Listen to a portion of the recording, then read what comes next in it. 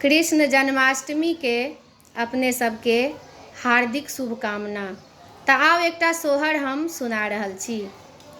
घटा घान घोर बदरिया भादव अन्हरिया रे, ललना रे जनमल देवकी के लाल की कुमार कन्हैया रे, ललना रे जनमल देवकी के लाल की कुमार कन्हैया रे।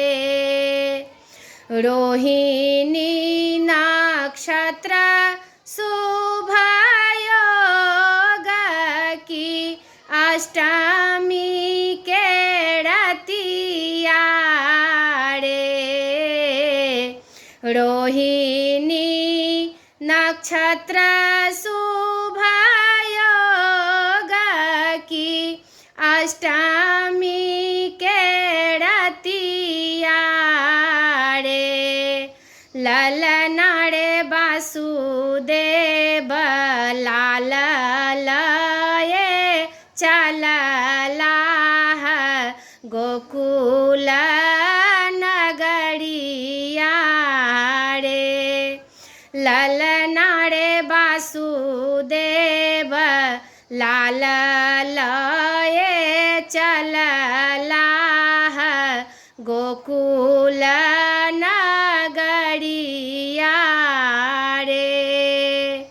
बाजत बधैया महलिया की नाचत पमरिया रे, बाजत बधैया महलिया की नाचत पमरिया रे, ललना रे यशोदा आंगन में उत्सव चलू सब सखिया रे,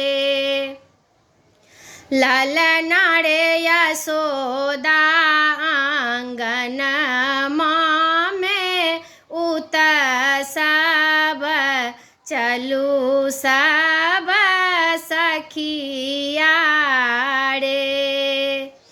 जे हो सोहर गाओल गाभी का सुनाओल रे, जे हो सोहर गाओल गाभी का सुनाओल रे, ललना रे तीना काहूँ बास बैकुंठ की पुत्र फल पाओल रे, ललना रे तीना काहूँ बास बैकुंठ की पुत्र फल